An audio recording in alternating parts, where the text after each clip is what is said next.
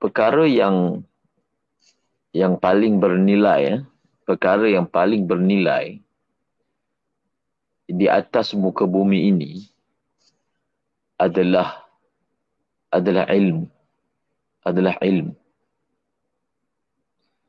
Di dalam Al-Quran Allah Ta'ala menyatakan fa'lam annahu la ilaha illallah.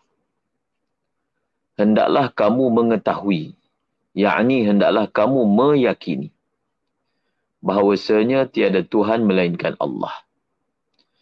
Kita sebagai umat Islam memahami bahawasanya iman adalah perkara yang paling bernilai. Iman itu adalah yakin.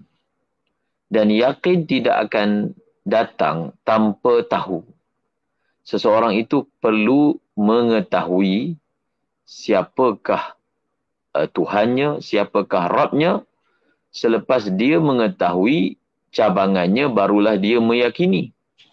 Bagaimana yakin boleh datang, bagaimana iman boleh datang kalau tidak didahului oleh tahu ataupun tidak didahului oleh ilmu. Oleh kerana itu, kita menyatakan bahawasanya ilmu adalah perkara yang paling bernilai. Dan kedudukan ilmu itu akan diukur mengikut maklumnya. Ilmu ini mengetahui. Maklum perkara yang diketahui. Nilai sesebuah ilmu itu diukur mengikut apa yang kita tahu. Kalau perkara yang kita tahu itu perkara remeh-temeh, itu pun dipanggil ilmu juga. Tetapi tidaklah sama nilainya dengan pengetahuan berkaitan perkara-perkara yang penting. Daripada segi duniawinya. Daripada segi keilmuan kejuruteraan misalnya, matematik. Sudah tentulah ilmu remeh-temeh nak dibandingkan dengan ilmu kejuruteraan ataupun matematik dan seumpamanya, maka menduduki yang lebih tinggi. Begitulah juga kalau kita nak membuat perbandingan antara ilmu dunia dan ilmu akhirat, maka ilmu akhirat adalah yang paling tinggi. Dan yang lebih tinggi daripada itu ataupun di dalam banyak-banyak ilmu tentang perkara-perkara akhirat ini, ilmu yang paling tinggi adalah ilmu mengenal Allah. Ulama menyebut seperti ini. Syaraful ilmi bi syarafil ma'lum. Syaraful ilmi bi syarafil ma'lum. Kemuliaan sesebuah pengetahuan itu diukur mengikut apa yang diketahui.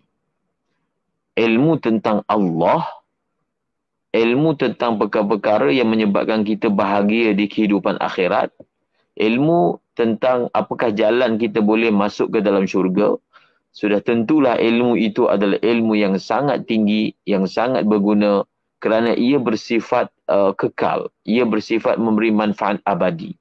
Ilmu fiqh yang kita pelajari ini adalah termasuk ilmu-ilmu akhirat yang kita sebut tahsinul ibadah, memperbaiki ibadah kita.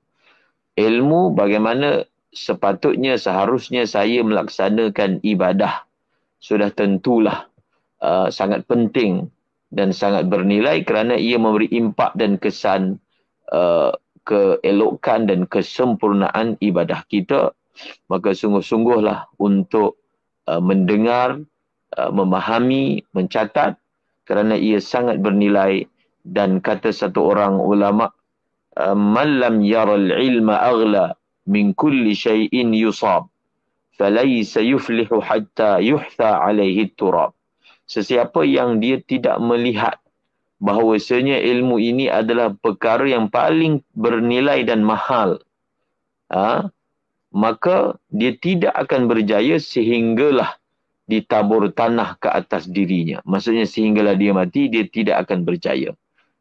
Hari ini kita melihat ada orang yang mengukur kejayaan seseorang itu dengan apa? Laba, duit yang dia ada. Telah tukar pemahaman yang sebenarnya. Sebenarnya, walaupun satu orang itu kurang dari segi dunianya, tetapi dia mempunyai ilmu, apatah lagi ilmu akhirat, sebenarnya dialah orang yang mahal. Dialah sebenarnya orang yang bernilai di sisi Allah Subhanahu wa taala. Wallahu a'lam.